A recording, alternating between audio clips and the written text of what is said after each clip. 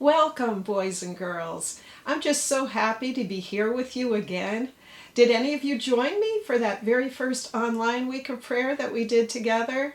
If you did, you know that we will draw every single session at the very end of my time sharing with you. It will be your turn to draw what you learned. This week, we're going to continue talking about our amazing Creator God.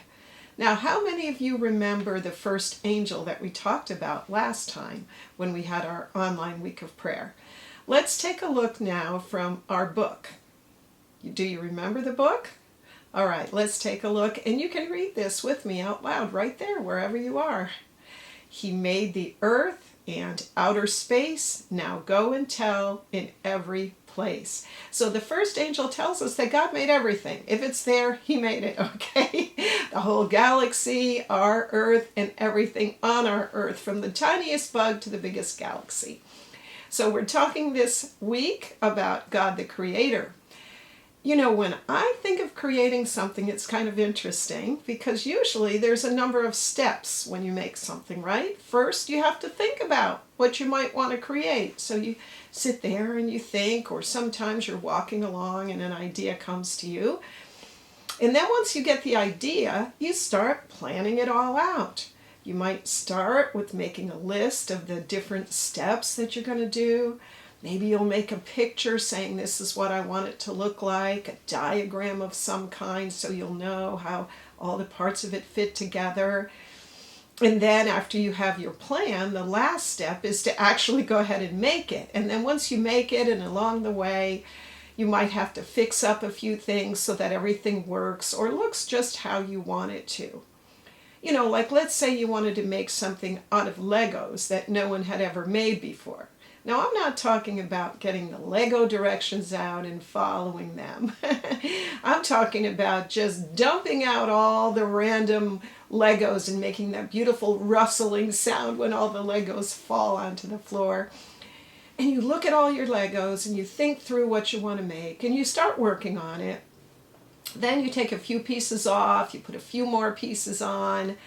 I mean, that takes a lot of time and some work, but eventually you get it looking kind of like what you were hoping for and thinking about.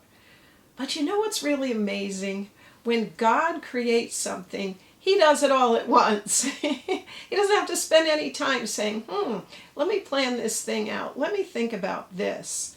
He doesn't have to start thinking about it, making a diagram, making the steps. He doesn't have to spend any time fixing it up. He does it all at once. Bada boom, bada bing, bada bang, and it's done. Here we have a red-eyed tree frog.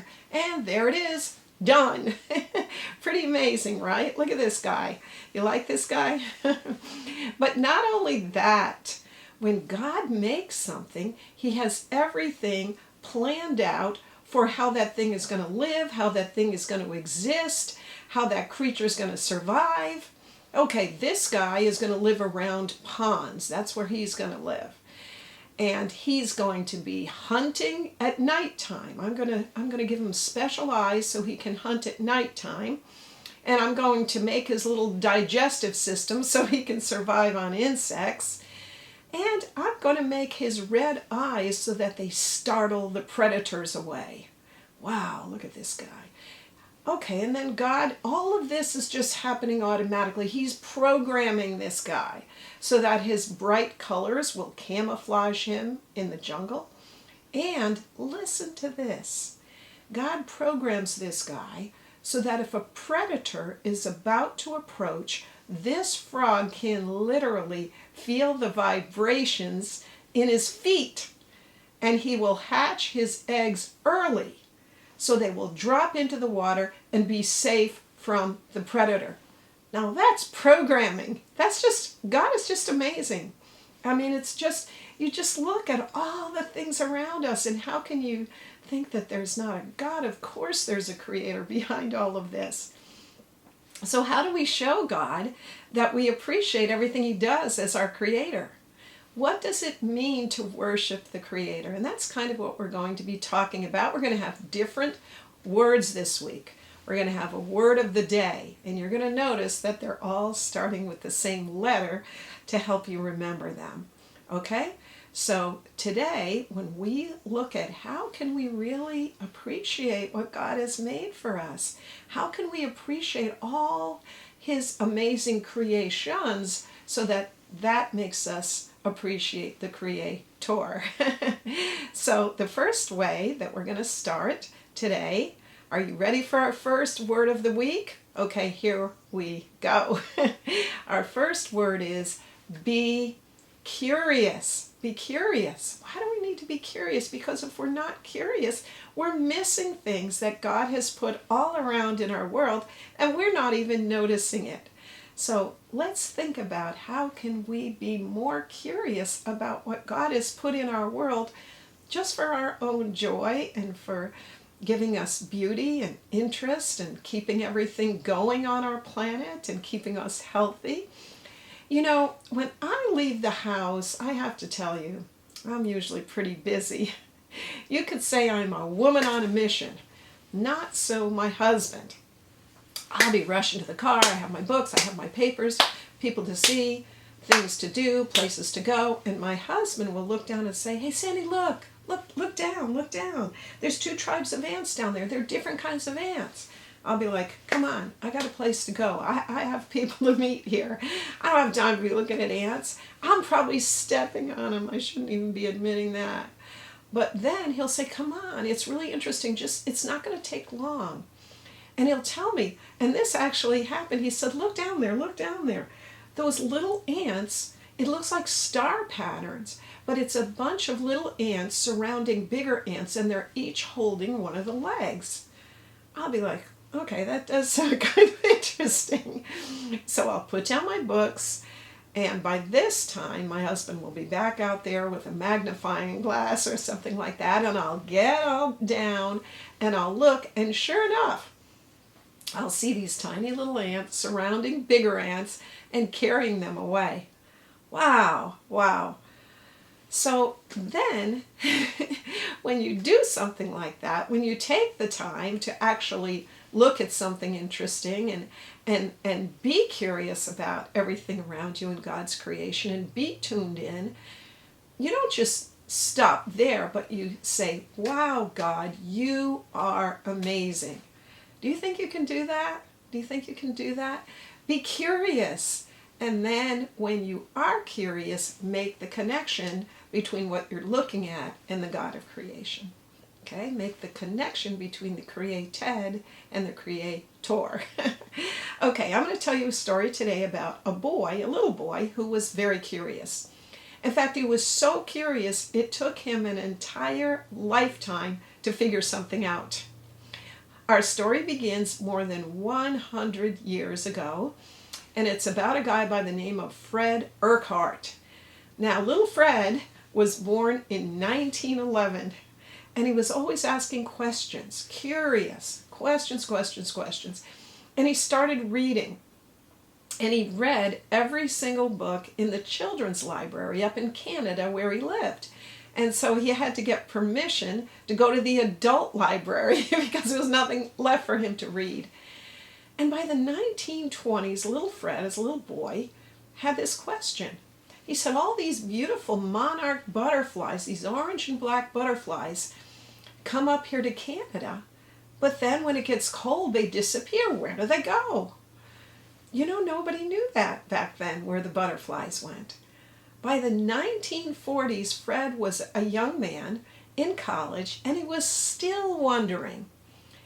And nobody still knew, and he was trying to investigate, but he didn't come up with anything. So he became a scientist and continued to study that question.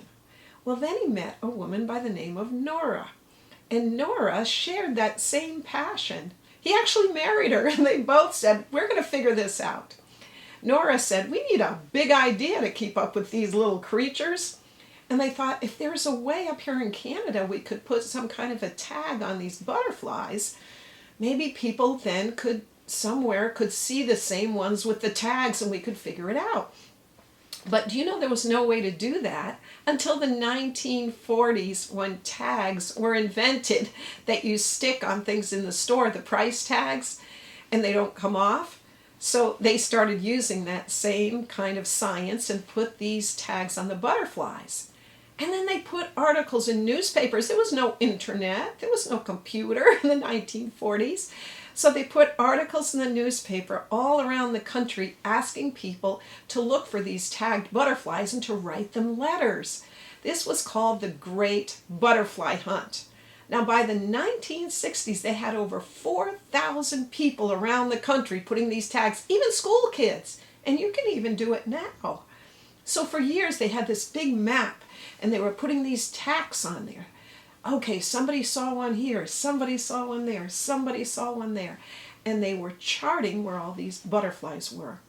And eventually they figured out by the 1970s, by this time, little Fred is 60 years old, and they figure out that they're ending up in Texas. So Fred and Nora, at the age of 60, moved to Texas, or spend time, actually moved there for a couple of years to find these butterflies.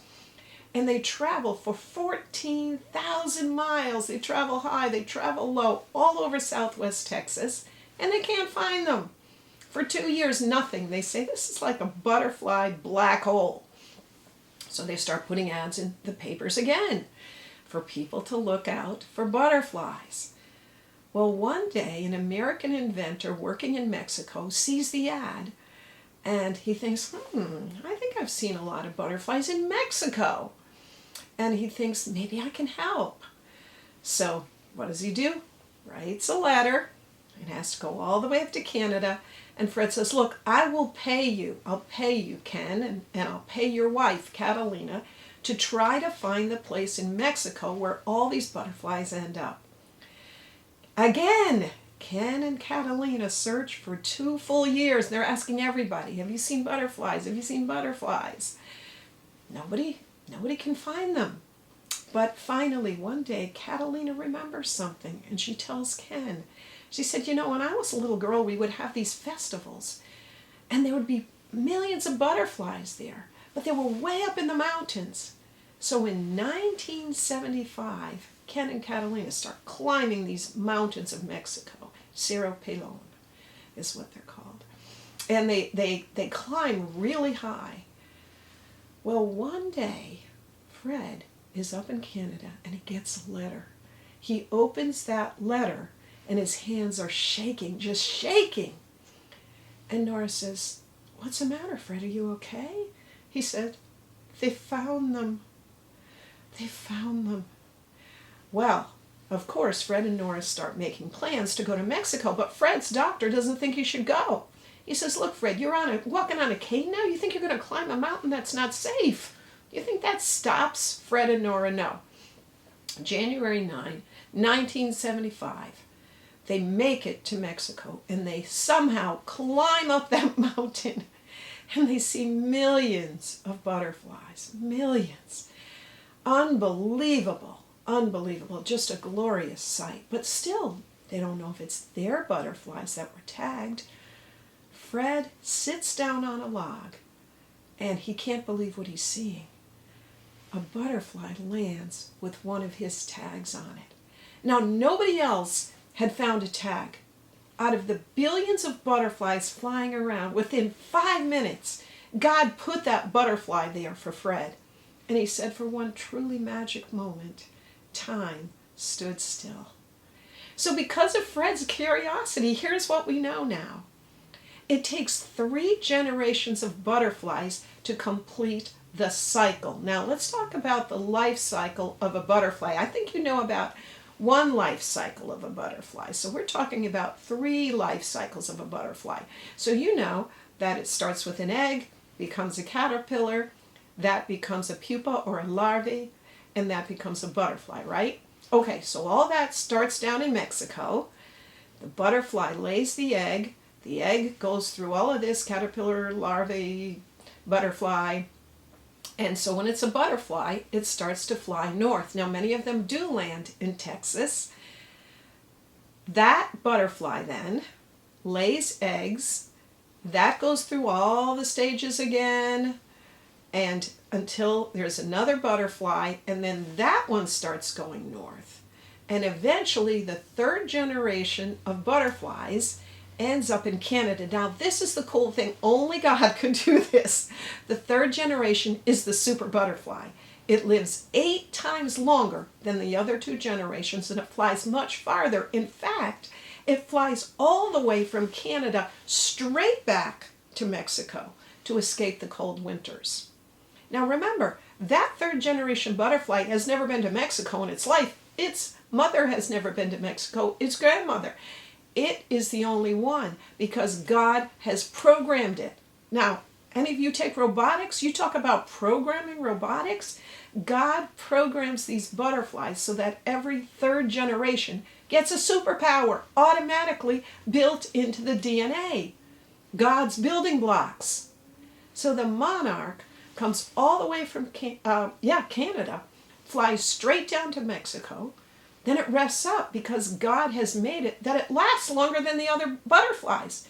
So it hibernates down there, rests up in the warm weather for about 3 or 4 months, gets its energy back, waits for spring. Spring comes, lays the eggs, then that life cycle starts all over again. Eggs into caterpillars, caterpillars into butterflies, butterflies heading north, landing in Texas and other spots around the U.S., more eggs, more butterflies, another trip up north, more eggs, and then the super butterfly. I mean, wow. It's one thing to program a creature to do something, but what about when only the third generation does that? So that super butterfly lasts for 7 to 8 months. The others only last for 3 or 4 weeks. And how did God design butterflies to make such a long trip, Canada to Mexico? I hope you can look on a map and see what we're talking about here. Well, their wings are covered with over 1 million scales. Look at that wing. Isn't that gorgeous?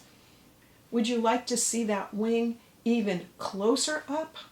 Look at these scales. So that helps as the butterfly navigates its way to have all these scales. Now, what about their antennae? What are they for? The antennae track the time and position of the sun and feed a stream of signals to the brain. It's like a little GPS. Here's where we are.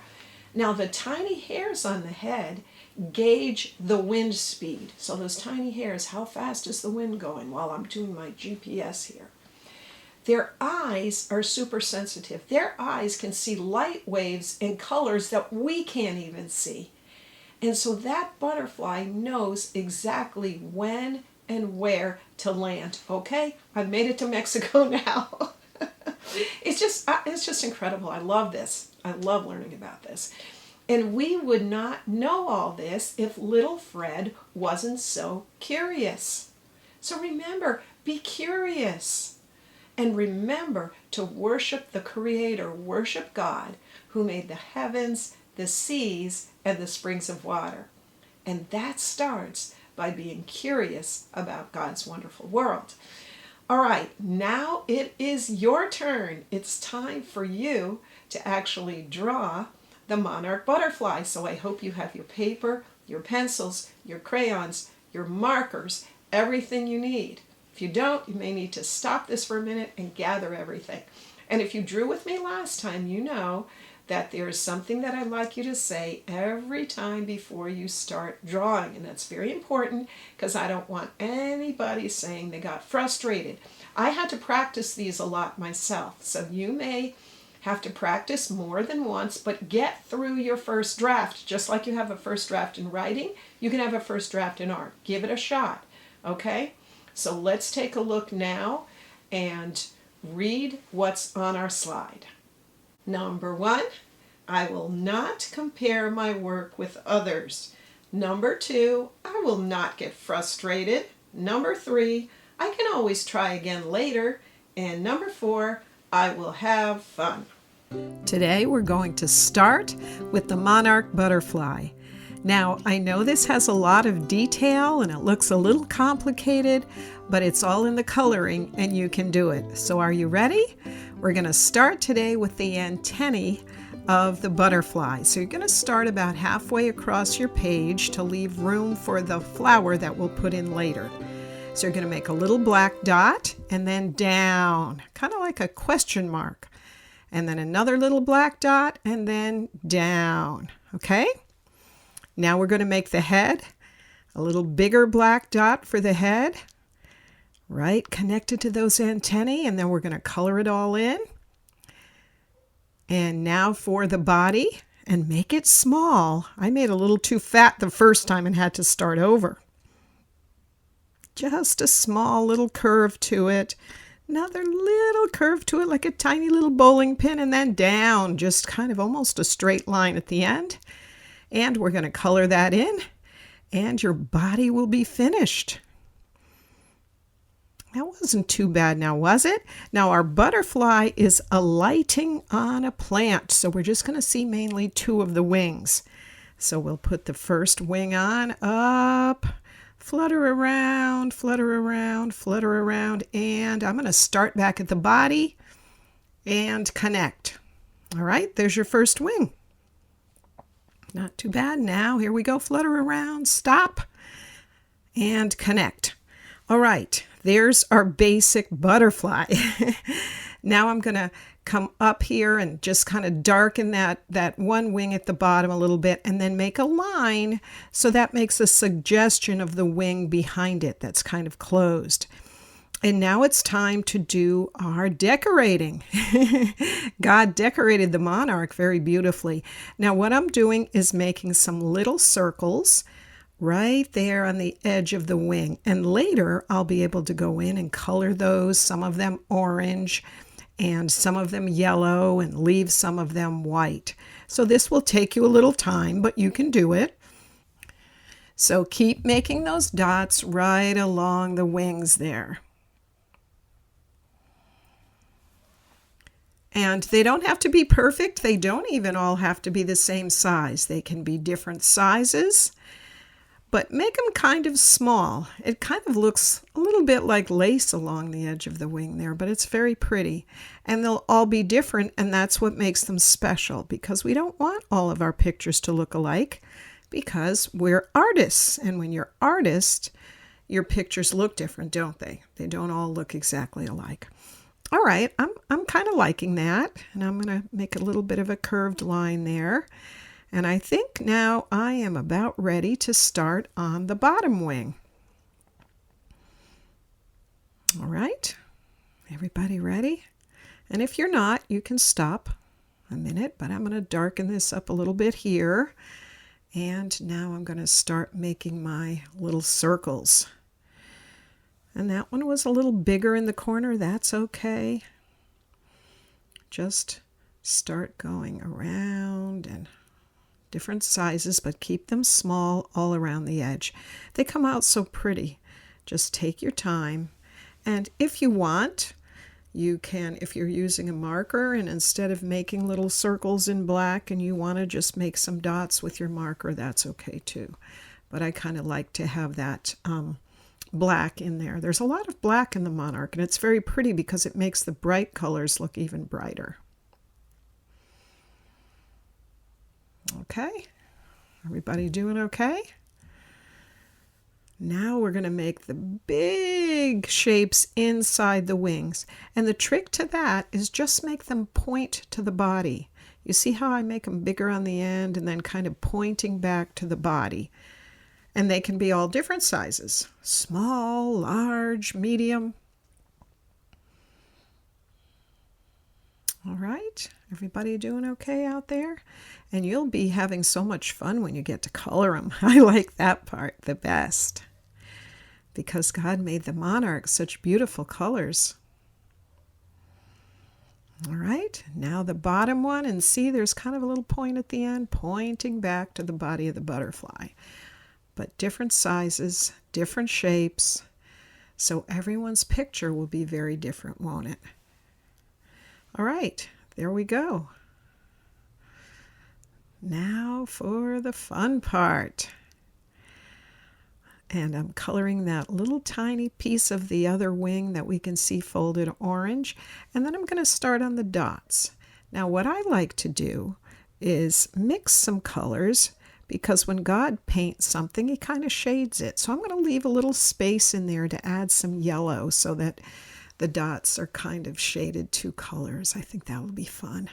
But I love this bright orange color. It's very rich, isn't it? Beautiful color. All right, and now let's add our yellow. I've got a little yellow hue here inside these orange dots, that nice bright yellow color. Let's see how this comes along. Put a little yellow in the bottom. Have our dots there. Here we go. Fill in some of those dots along the edge of the wing in yellow. And let's put some orange there, and we're going to have a nice combination. Orange and yellow. Oh, it's coming out so beautiful, isn't it? I know yours is too. All right. Leave some little spots white, and some are orange, and some are yellow. Our butterfly is getting nice and bright and beautiful now. And wait till we put in the black between the colors. That's going to make it look like stained glass. That's going to look so beautiful. And I'm so excited to see yours too. All right, almost time now to put in the black. Ugh, God made the monarch to look like a mosaic, almost like a stained glass. So we're going to fill in the black now, all around the colors.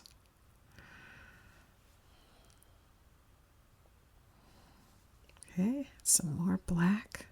You see what I mean? How that black sets it apart, just makes it gorgeous, doesn't it?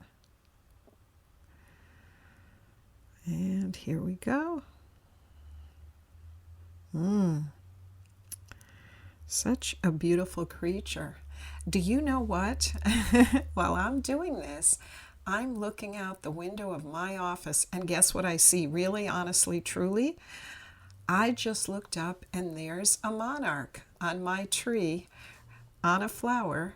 Oh my goodness, this is, God, you are so wonderful. I'm watching a monarch flying around while I'm coloring in my monarch. No kidding, it just went up to a new branch. Oh wow, and it kind of looks like mine. Oh wow, this is a very special day for me. I'm not only coloring my monarch, but I'm watching a real monarch, and mine does kind of look like it. Okay, it just flew away. So now we're making our tree, our branch, and you can make that however you want. Just kind of make it sideways there so it looks like your butterfly is landing on it. We'll have to give him some very thin, skinny legs in a little while with a tiny fine marker, but now we've got our leaves going on, and you can color those in any color you want. You know me, I like to use different colors because I think when I look out my window now and I'm looking at the tree that the butterfly actually landed on, there's different colors of leaves, and not only that, the light causes the leaves to look different colors. So when I'm looking out my window now, part of the leaves on this tree are kind of a light lemony kind of yellow, and some are a darker green color, lighter green color, all because of the way the sun hits it. So whenever we draw, we use some different colors to try to create kind of an experience of 3D and a little depth. So for you now, you can use some different greens on your leaves, even a light yellow. Like I say, I'm looking out in the sun and it makes a few of the leaves out here almost look yellow. So have fun, color those leaves, color that branch, dark green, light green, medium green, any green you can think of, so that it kind of looks maybe like the sun is hitting it, just like what I see out my window right now. All right, so we've got some medium green going on here. And you know, there's only one plant that really attracts the monarchs, and that's milkweed. So you know, oh, here we go, just a few of the, I got to put those thin little legs on. And now we're going to work on our flowers, which is just dots, just dots. But you know, the monarchs are disappearing. There are not as many as they used to be. And if you want to help the monarch and attract more, then you want to plant some milkweed. And you can do that at home or at school. That would be wonderful to attract more monarchs and help them on their journey. So right now I'm putting the dots in for the flowers, and just make the dots in a circle and just keep making the circle bigger and bigger. And then we'll go in and put in some more color to give a little more depth to the picture. Okay, so you're putting your dots in there. Just make a circle of dots, different size dots. And now let's put in just a little darker tone of the same color so that we can add a little depth to our flowers, just like we did to our leaves. Okay, so I'm putting a little darker red if you have another color marker. And here we go. Some more dots. And some more dots. And you know what I'm going to do? Some even darker dots. Now these may look black, but this is a dark, dark red. Put those around. And I think I will be in pretty good shape here. I'm kind of happy about mine. Got those tiny little legs on there, very skinny. You need a very fine marker for that. Okay, and now what I did is step back and see, is there anything I want to fix or change? So you may have different things that you want to fix or change. I'm just fixing up my leaves a little bit, added a little leaf here. But if there's anything you want to do to fix yours up, and then I think you are done. I'm very excited. I would love to see your picture. You can put it on our Facebook group page. Have your teacher put it on our Facebook group page. Okay, thanks a lot, and have a great afternoon.